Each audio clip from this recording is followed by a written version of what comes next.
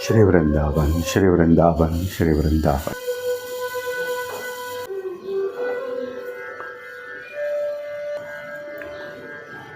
श्री वृंदावन श्री वृंदावन श्री वृंदावन श्री वृंदावन श्री वृंदावन श्री वृंदावन।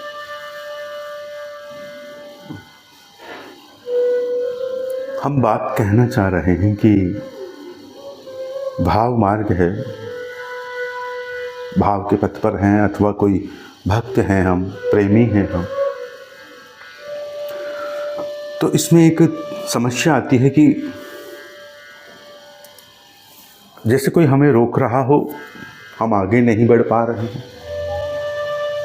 जैसे हमारा मन किसी बात पर, किसी व्यक्ति विशेष पर अटक गया हो, उससे आगे हम बढ़ ही नहीं पा रहे। तो इसका एक साधारण तरीका है, बड़ा साधारण रहा है वो, और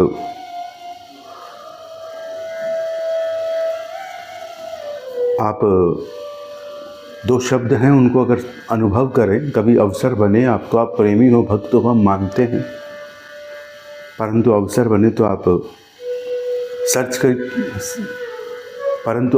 तो आप सर्च कीजिएगा, रूबरू रोशनी। क्या सर्च करेंगे? रूबरू रोशनी। ये एक डॉक्यूमेंट्री है जिसमें एक कांग्रेस के पूर्व नेता रहे हैं, जिनका किसी सरकारी भवन या उनके निज भवन में, अब स्मृति नहीं है मुझे, संभवतः निज भवन में प्रवेश करके किन्हीं ने उनका हत्या की है, और आगे के परिवार ने, जिनके पिता शांत हो गए हैं, जीवन बदल गया है, नाना नानी के पास रहना पड़ा है, उन्होंने आगे अपने माता पिता के हत्यारों को क्षमा कर दिया है, माता पिता के हत्यारों को क्षमा कर दिया है। ऐसे ही एक और कहानी है उसमें, और उस कहानी में किसी ने बस में प्रवेश करके धर्म परिवर्तन करने वाली किन्हीं बहन जी को मार दिया है, और उन बहन जी की बहन ने, उनके परिवार ने उस हत्यारे को आगे क्षमा कर दिया है। तो इस तरह से वहाँ क्षमा का पाठ है। कठिन है ये कि हमारा कोई निकटतम प्रेमी हो, उसे कोई शत्रु हम मान लेंगे ना, उसको, जिसने हमारे निकटतम प्रेमी को ही मार दिया हो, परंतु उससे राखी बांधना, उसको अपना भाई बना लेना, कितनी बड़ी बात है ना ये। संबंध बनाना, उनको घर में इनवाइट करना, बुलाना, साथ साथ भोजन करना, कितनी बड़ी बात है ना ये। इतना बड़ा नहीं करना हमको, वैष्णवों को, प्रेमियों को। बस छोटी मोटी बात होती है, क्षमा कर देना है किसी को भी, और आगे बढ़ना है। और क्षमा चाहिए हमें, मुझे भी, क्योंकि भूल के अतिरिक्त कुछ प्रकट ही नहीं होता है। मैं जो करूँगा वो भूल होगी, मैं जो कहूँगा असत्य हो सकता है मेरे भीतर से निकला हुआ राम भी उतना निर्मल ना निकले जितना आपको सुनना हो, मेरे भीतर से कही हुई राधा भी उतनी सुंदर ना लगे आपको जितने आपके भीतर भरी हो। तो कच्चापन हो सकता है, झूठापन हो सकता है, असत्य का पुंज हैं हम, बहुत झूठ बोलते हैं। आजकल तो सिखाया पढ़ाया जाता है झूठ, बेचा जाता है झूठ। कहीं नौकरी कर रहे होते तो यही कह रहे होते कि आप ये सामान ले लो, या तो फ़ोन कर या मैसेज कर या एडवर्टाइजमेंट कर कुछ ना कुछ बेच ही रहे होते, और बेचते ही हैं। अपने आप को बेचें, अपने भाव को बेचें। जो भी हम दिखाई दे रहे हैं ये बिकना ही है। क्यों दिखते हैं हम? वास्तविकता से दिख भी जाए तो कौन उसको चाहेगा। तो एक आवरण सा बन गया है, सब बनावटी से हो चुके हैं हम। तो हो सकता है कि छद्मताएं भरी है, हमारी कोई छद्मता से आपको पीड़ा हुई हो, अपराध के पुंज है हम। एक आध अपराध आपने भी पहचान लिया हो, अर्थात अपराधों के पहाड़ है हमारे पास में। आपको कोई एक आध पता होगा, हमको बहुत पता है अपने, और उन पर काम करना है, उन पर शोधन करना है। आप उपकार करके यह करिए कि क्षमा कर दीजिए, और क्षमा देना अनिवार्य है एक वैष्णव को। क्षमा देना अनिवार्य है वैष्णव को। क्षम्यते, क्षमा देकर ही इस पथ पर आप आगे बढ़ सकते हैं। आप किन्हीं ने आपका अहित कर दिया, आपने उनको क्षमा नहीं किया, तो आपका पथ रुकेगा। क्यों रुकेगा? क्योंकि आपके मन में किसी के प्रति द्वेष या राग ये संबंध है। न राग न द्वेष। अगर सामने वाले को द्वेष है तो वो क्षमा नहीं करेंगे, द्वंद्व है उन्हें। न राग रखिए न द्वेष रखिए। हमारा क्या संबंध है? कोई संबंध नहीं। हमारा संबंध प्रिया प्रीतम से है। आपका संबंध किससे है? प्रिया प्रीतम से। तो हम क्यों मिले, क्यों बात करें, क्यों संग रहें? और आपको भी पता है कि हम अपराध के पुंज हैं। अपराधी से नहीं मिलना ही उत्तम है, सर्वोत्तम है। इस भावना से अपने आप को वैष्णव को बचाना पड़ता है कि भाई मुझसे कोई अपराध ना बन जाए किसी के प्रति, क्योंकि बनते ही बनते हैं, अपराध ही बनते हैं। वो एक गीत था ना कि जिसने पाप ना किया हो जो पापी ना हो, उससे मिलाओ। तो असंभव है भैया। और फिलहाल आप एक महापापी से संवाद सुन रहे हैं। तो हम ये कह रहे हैं कि भूतो भविष्य वर्तमान समस्त अपराधों को क्षमा करिए नाथ, और अब अपराध ना हो। हे नाथ, मैं तुझे ना भूलूं, और तुझे भूलूं तो अपराध हो ना, तो मैं तुझे ना भूलूं। दासी रहूं, दास रहूं।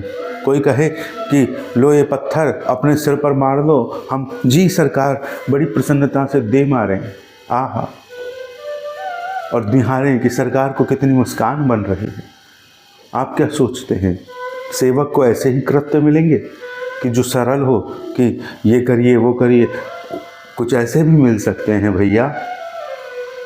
राम जी के सेवकों को असुरों के समक्ष खड़ा होना होगा। असुरों के समक्ष खड़े होंगे, कोई बाण, कोई प्रहार उनको छू सकता है। आप बनोगे लक्ष्मण, और अगर कोई ना बन पाया हनुमान, तो उस दिन संजीवनी ना मिली तो बनोगे लक्ष्मण। हनुमान चाहिए लक्ष्मण बनने के लिए आपको साथ में। आपको ये लगेगा कि मैं लक्ष्मण बन जाता हूँ और हनुमान जी ना हुए तो फिर ये राम और लक्ष्मण का जो संग है उसके मध्य आपको एक हनुमान जी चाहिए। आप अन्य चरित्र में वो दर्शन करेंगे श्री रामायण का, वाल्मीकि रामायण में दर्शन करेंगे तो आपको पता चलेगा कि काल आता है भगवान राम से मिलने के लिए, और वहाँ पर सूचना नहीं दी जाती लक्ष्मण जी के द्वारा। ऐसी कुछ लीला है विचित्र सी, और आप पाएंगे बड़ा विचित्र सा प्रसंग है वह। कभी करेंगे उस पर बात। तो राम के संग के लिए भी आपको क्षमा भरनी होगी। सबसे पूर्व राम शबरी से मिलेंगे तो क्या कहेंगे? क्षमा महा। आपने बड़ी लंबी प्रतीक्षा की। ये कोई बहुत बड़ा विषय नहीं है स्टेटस पे लगाने का। देखो, कोई पूरी जिंदगी भर मुझे बुला रहा है, कोई बार बार मुझे पुकार रहा है। देखो मैं कितना मांगा जा रहा हूँ, शबरी रोज परेशान है मुझे पाने के लिए। ये चिंता का विषय है राम के लिए। मैंने इतना किसी को क्यों इंतजार करा दिया? हम चाहते हम एक बार पुकारे राम और वो आ जाए, है ना? और शबरी पुकारती रहे राम राम राम, तो राम को लगेगा ना कि इनके प्रति अपराध हो गया। ये भावना होती है।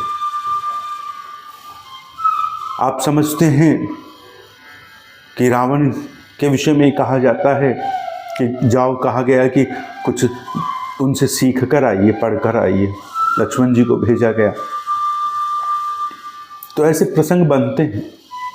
इनकी कितनी सिद्धि है, कितने, कौन कहाँ तक इन्हें सत्य मानता है, ये सबकी अपनी अपनी विचारधारा है।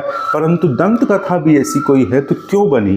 कुछ सिखाने के लिए बनी, कुछ सिखाने के लिए बनी। हम ये नहीं कह रहे कि हर प्रसंग जो कहा गया वो सत्य हो सकता है, परंतु एक काल्पनिक प्रसंग को भी वास्तविक राम के रूप संग आप दर्शन करिए कि राम के हृदय में ये क्यों आया। क्षम्य स्वरूप है वो, क्षमा के स्वरूप है वो, क्षमा के स्वरूप है वो। उनको जो मिलेगा वो राम ना होगा ना। राम, हमको कोई मिल सकता है जो राम हो, हमसे ज़्यादा श्रेष्ठ हो। मुझे कोई मिल सकता है जो मेरे सदगुरु हो, गुरु हो, कृपा मणि हो। हमको विश्वामित्र मिलेंगे और आप पढ़ेंगे वाल्मीकि रामायण आदि में तो आपको उनका चरित्र भी बड़ा विहंगमित लगेगा। बड़ी विहंगम भरी लीला है उनकी, विश्वामित्र जी की। बड़ा विचित्र स्वरूप आपको अनुभव बनेगा कौशिक और कौशिकी का। ये समझ में आएगा कौशिक क्या है, कौशिकी क्या है। पढ़िएगा आप, कभी चिंतन करिएगा, अथवा हम वो विचारधारा भी आपको कभी निवेदन करेंगे। मन अटका है उस विश्वामित्र प्रसंग पर, वो पूरा उपन्यास बन सकते हैं। विश्वामित्र उपन्यास ही हम कभी आपको निवेदन करेंगे, लिखेंगे हम कभी उन पर, विश्वामित्र जी का वो पूरा वृतांत आप पढ़िएगा, कोशिश करेंगे और आप देखिएगा राम उनके संग है तो कैसा उनको लगता होगा कि भाई हमारा जीवन जो कि वाल्मीकि रामायण में वर्णन है, आप पढ़ेंगे और एक शीतल राम, आहा कितना सहज उनमें वो कैशोर्य स्वरूप है। एक ऋषि भी इतने, उस आयु पर एक ऋषि भी इतने सहज नहीं हो सकते, इतने सहज वो राम है। एक कैशोर्य अवस्था में भी इतने सहज श्री राम हैं। सेवक, ऋषियों के सेवक। एक युवक को आप कहोगे ना कि थोड़ा जल पिलाइए, वो व्यस्त है अपने मोबाइल पर, वो नहीं पिलाएगा आपको। और राम माता पिता के आदेश से, पिता के आदेश से ताड़का आदि का संहार करने के लिए वन में यज्ञ की रक्षा हेतु, यज्ञ रक्षार्थ खड़े हैं। यज्ञ के रक्षक कौन है? यज्ञ के रक्षक कौन है? भगवान राम है।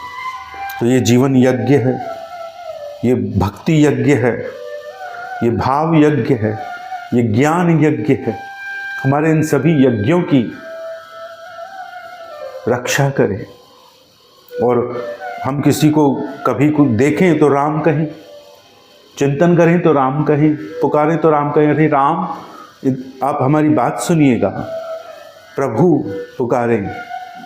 कहा जाता है ना प्रभु जी, पर फिर कहा जाता है प्रभु जी थोड़ा नमक लाइए, प्रभु जी हमारी थाली को रख दीजिए, झूठी थाली। प्रभु जी सेवक को भी कहते हैं आजकल, और प्रभु जी नमक भी लाते हैं आजकल। हम देखते हैं, सुनते हैं, कानों में आता है, प्रभु जी आइए एक चपाती और दीजिए प्रभु जी। प्रभु जी चपाती परोसते हैं, प्रभु जी अर्थात इष्ट। प्रभु जी कहने के उपरांत कुर्सी पर हम नहीं बैठेंगे, जिसको प्रभु जी कह रहे हैं वो बैठेंगे, और हम कहाँ बैठेंगे? यहाँ बैठेंगे कुर्सी के नीचे। आप अगर हमारे प्रभु जी हो तो हम कहाँ बैठेंगे? जहाँ आप जूती रख के आए हो वहाँ बैठेंगे, जहाँ आप चप्पल रख कर आए हो वहाँ बैठेंगे। अगर हम आपको अपना इष्ट मानते हैं तो आपकी जो चप्पल है, आपकी जो जूती है, वो हमारा मंदिर है। आपकी जो पादुका है वो हमारा मंदिर है। अगर आप हमारे इष्ट हो तो आपकी जो पादुका है वो हमारा मंदिर। तो हमारी विनती है कि इतनी श्रद्धा नहीं बन पाती, इतना विश्वास नहीं बन पाता, इतना सहज संस्कार नहीं है, कभी सरल हो नहीं पाएंगे तो जीवन भर आप क्षमा करिए।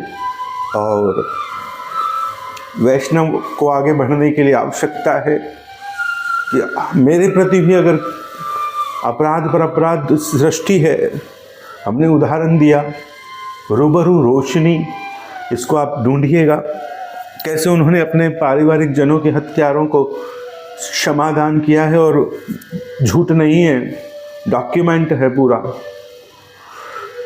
आपको आक्रोश ना आए, बस आप भी उसको समझकर क्षमा के महत्व को समझना, क्षमा के महत्व को समझना। उसमें 2 घटनाओं के प्रसंग में हमने आपको बताया, तीसरी घटना उसमें बम कांड से जुड़ी हुई है, उसमें भी क्षमादान है, शायद स्मृति में नहीं है मुझे, पुराना विषय था आंखों के सामने। और ये बड़ी मुश्किल से मैंने उसका शीर्षक जो आपको कह रहा हूँ रूबरू रोशनी, इसको खोजा है, क्योंकि क्या खोजना है ये पता नहीं था। शीर्षक ही भूल गए तो कैसे खोजें, तो बड़ी मुश्किल से वो खोजना पड़ा। चरित्रों के वृत्तांत के नाम याद नहीं थे, बस एक धुंधली सी स्मृति थी। और जिस दिन हम देख रहे थे वो क्षमा का इतना दिव्य दर्शन कि इन्होंने इनको क्षमा कर दिया, इन्होंने इनको क्षमा कर दिया, हमको भी आश्चर्य हो रहा था कि ये तो सब नाटक हो सकता है, ऐसे कोई क्षमा कौन करता है भैया, क्या है ये, कैमरा के लिए तो नहीं है, परंतु आज लग रहा है। और जब क्षमा की बात आ रही है तो हम ये निवेदन कर रहे हैं कि हमें क्षमा कर देना चाहिए, हमें क्षमा प्रार्थी रहना चाहिए। हमें कोई एप्लीकेशन लिखते हैं ना हम, कोई प्रार्थना पत्र, तो प्रार्थना पत्र नाम है उसका, वहाँ लिखा जाता है क्षमा प्रार्थी, प्रार्थी हैं हम। आजकल क्षमा हटाकर प्रार्थी भी लिख सकते हैं, प्रेक्षक भी लिख देते हैं हम। तो ये सब जो है एक शरणागत के शब्द है, एक शरणागत के शब्द है, एक शिष्य के शब्द है गुरु के संग, कि हम निवेदन करते हैं सविनय आपसे कि आप हमारे समस्त अपराधों को क्षमा करेंगे, क्षमा प्रार्थी। अब आप जो नाम बोलें, जितना घटिया नाम आप सोच कर बोलें, जितना बढ़िया नाम आप सोच कर बोलें, इस प्रार्थी का भर लो। और हम ये निवेदन करते हैं कि क्षमा के महत्व को पथिक को समझना चाहिए, ताकि सभी नदियाँ बहती रहे, कोई बांध ना हो, सभी हिरन दौड़ते रहे, कोई ऐसा परिसर ना हो कि हिरणों को बांधा जाए। ये बंधन सब बनता है, क्षमा ना देना और क्षमा ना करना। ऐसा तो अवसर बनता ही नहीं है कि हम किसी को क्षमा करें, क्योंकि अपराध कौन करेगा, सामने सभी ठाकुर हैं, सभी उनके स्वरूप हैं, वो जो करेंगे उत्तम ही करेंगे, सर्वोत्तम ही करेंगे। हमें क्षमा प्रार्थी होना चाहिए कि हमें अपने इष्ट की झांकी बने और केवल उनकी चरण माधुरी में, सेवा माधुरी में आसक्ति बने, और आपसे नहीं, आपकी चरणों की वो रज जो है, उस रज से हमारा संबंध रहे, हम उसके दास रहें, और उस रज में जो कण है हम उनके दास रहे, दासानुदास रहे, दासानुदास रहे, दासानुदास रहे। यह आशीष देने के लिए विनय है कि आप हमें सहज रूप से क्षमा करें और हम भी क्षमा कर पाएं। इतना धैर्य हमारे भीतर बढ़े, सहिष्णुता हमारे भीतर प्रकट हो। ऋषि होने के लिए सहिष्णुता होना भी परम आवश्यक है। तो ऐसे हम सहिष्णु स्वरूप को धारण करें, ऐसे हम सहिष्णु स्वरूप को धारण करें। श्री वृंदावन की कृपा छाँव बनी रहे। आप क्षमादान करें, क्षमादान करें, क्षमादान करें।